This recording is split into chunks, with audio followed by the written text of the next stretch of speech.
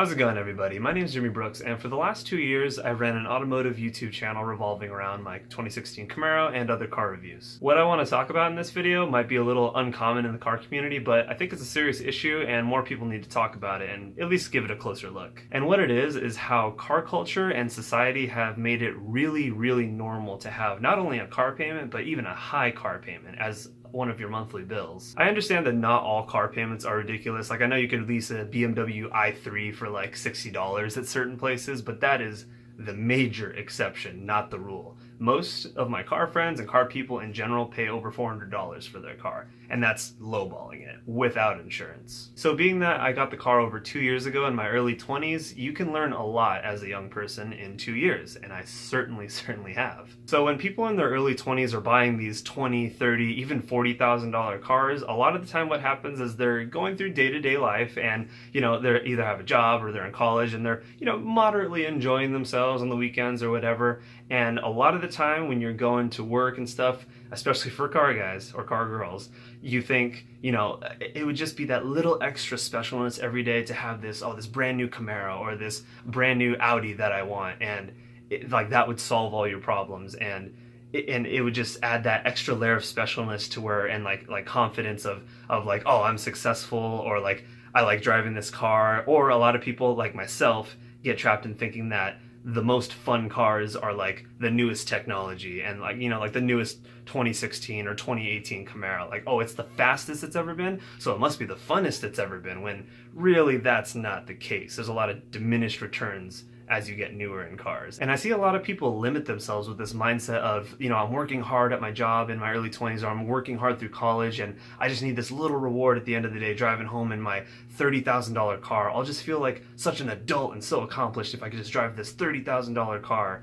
When really, if you're in your early 20s, unless you come from money or you are a great entrepreneur in your early 20s, if you buy a $30,000 car, I'm just saying this for the majority of people, the chances are you're shooting your future success in the leg, and you will never have anything more in your life than a $30,000 car. But what if you could have more than that? What if you could have a $500,000 house, no problem? What if you could drive a $200,000 Lamborghini or McLaren one day? It's very possible and doable for most people with, some years of strategy, but it's going to be way, way harder when you start your young adult life with $30,000 of debt and a substantial negative net worth. So a personal reason for me with the channel and why I felt it was kind of a little responsibility for me to make a video like this is, for the last 2 years, this channel has been generally based around my 2016 Camaro. So naturally, I get a lot of questions about it. How fun is it? Is it worth the money? Should I get it? How much is your payment? I'm 19 years old. Maybe I could afford it. Is it under $400? And getting questions like that now, with knowing what I know now and having that financial revelation about myself a year ago, it almost breaks my heart a little bit in a way. It causes me pain to see these 18 and 19-year-olds asking me about the Camaro payment and is it under $400, or hey, is yours under $550? I think I could do $550. Is it worth it? And I always 100% of the time tell them, don't do it. And I usually tell them, pay cash for your cars. Go get a fun 2005 Mustang GT. It's going to be 70% of the fun for about 90% less costs. And, I try to steer them in the right direction, but I know not everyone's going to come out and ask me my opinion on that, so that's why I'm making this video. So now I'm going to share something with you on camera that only my immediate family, girlfriend, couple friends know about my finances and my situation. And that is, how much do I pay for my Camaro? What does it cost total? What does it cost, insurance and everything, to drive that car around? So really quick, to understand the number I'm going to tell you, you have to understand that this is not my first brand new car. In 2015, I bought a 2015 Scion TC from Tustin Toyota, and I was thinking, my mindset was, I've seen a lot of my friends and family all have Camrys. It's the Camry motor. Some of them are rolling around with 400,000 and 500,000 miles. This is going to be great for deliveries.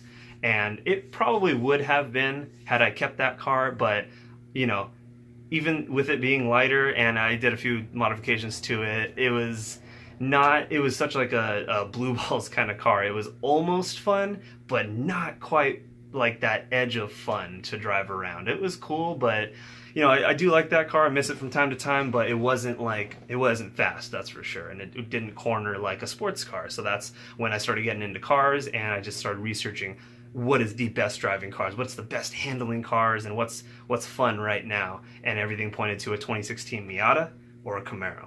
So I didn't fit in the Miata, or else I actually would have gotten that.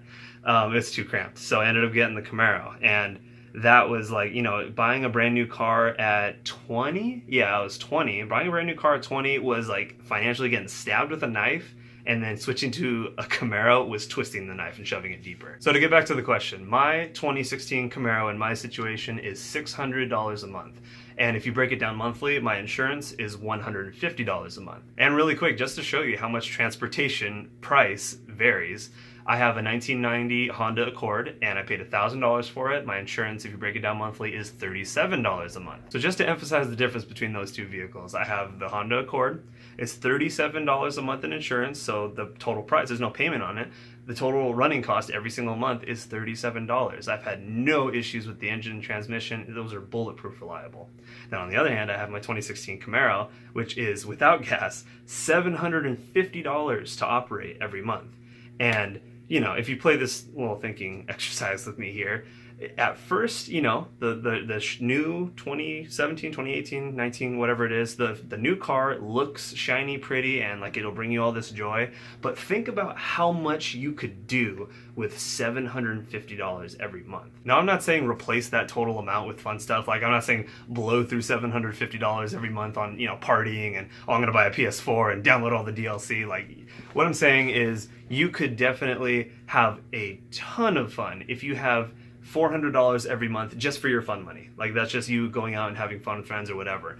$400, now you have $350 left over to, you know, start saving for a down payment on a house, or invest some of that, save some of that. Or a really good idea, have an emergency fund of some sort. You know, I get it if you're 16 through 19 and you're doing school and work, you live at your parents' house, you have a part-time job and you're living paycheck to paycheck, that's normal and stuff. But, you know, if you're 22 or like you're out of college and you have a $20,000, $30,000 a year job, where's all those thousands? Ask yourself, where's all those thousands of dollars going? Where's my $30,000? Like, is it in my house? Is it in the mortgage? Like, did I pay off something this year a lot? Or did I just pay off a car? Where did it go?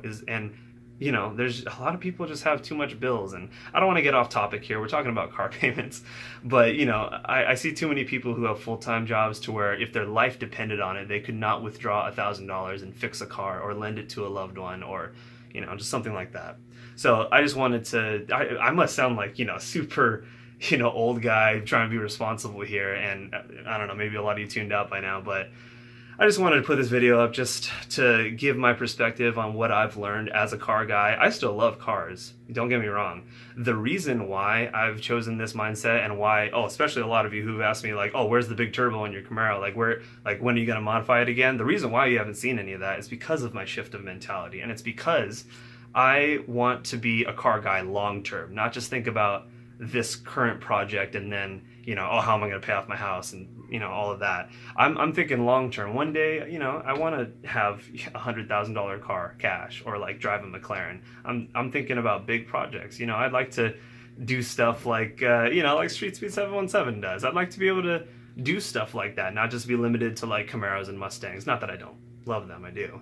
But, you know, I'll touch on that really quick. There are certain situations where having a car payment is within your best interest, and once again, it is the exception, not the rule. So one is if you can buy a car that will only appreciate. Example, Vehicle Virgins, Parker. A lot of the cars he's been buying, you know, that Ferrari Aperta, the Lamborghini SVJ, all those cars, they're just going to appreciate in value. So it's literally like, it's like real estate at that point. You know, you buy an expensive asset and it's going to make you money in the long term. Another person on YouTube, Street Speed 717. Once again, the exception, not the rule. He can do whatever he wants. He knows what he's doing. If you've looked at his recent video about how much he makes on YouTube, he's making bank buying the newest cars and, you know, however he needs to get them, if it's payments or whatever. Getting the newest cars, doing the newest, coolest, most trendy stuff to them, modifying them, tuning them, blowing through McLaren warranties. He can do whatever he wants because he is making bank doing it. That's his living. He makes money by doing cool things with cars. And just because he did that doesn't mean that everyone can do that. He's one of the most successful car vloggers on YouTube as far as like car vlogs go. Just because he tapped into that vlog crowd very successfully doesn't mean that every vlogger is going to be that successful taking out loans to do stuff like that, myself included. So really quick, I'll address the title of this video just in case it wasn't obvious what I meant by that, and that is that car payments are definitely worse than credit cards nowadays. You know, it's going all the way back to like when cigarettes were cool, you know? I'm not trying to compare it to cigarettes, but it was kind of the same thing. It was normal in society. It was just a fine thing to do. And eventually people wised up and everyone knows it's bad for you. Most people don't do it, or at least people doing it know it's bad for you. Same thing with credit cards. We've kind of wised up with credit cards nowadays. Most people know not to open credit cards and just spend not your money. You know, it's more of an obvious thing to do nowadays. And I hope that car payments will get to that point. But when you think about it, you could open a credit card right now at Best Buy and buy $4,000 worth of stuff you don't need easily. You could just go do that. And that is way better than taking out a car loan on a car you don't need as a 20-year-old, like a $30, $40, or $50,000 car. It's just math. You know, your parents will tell you, if you came home, like if you're 18 years old, you live at your parents' house, if you came home and said like, hey, I opened a credit card at Guitar Center and I bought $3,000 worth of stuff and I just want to get into it, I'm not like a touring musician or anything, they would think you're crazy and they'd probably yell at you and not know, you know, what's going on. But if you tell them, hey, I'm working hard and I need a vehicle and I want to get a $20,000 Corolla, fully loaded Corolla, that sounds like a responsible decision because, you know, it's, you know, basic Corolla, but it's not. That's $20,000. And what did you do? You took it out on a loan, just like a credit card, because you don't have the money. The money is not there. So, you know, it's not that you need to pay that much for reliability. My Accord is, I love that I have that car. It's the ultimate example of cheap reliability. So that's going to be about it for this video. It's turning into a gigantic rant, but I hope that someone somewhere learned something and kind of got, at least opened your mind a little bit and just thought, you know, there are other options. And one thing I want to remind everybody is that, you know, fun is at every price point. And oh, I totally forgot to mention, speaking of that, I'm going to continue my series, even though they are very time-consuming to make. I originally started a series based around, like, you know, best cards for $1,000, and everyone liked that video. It did very well.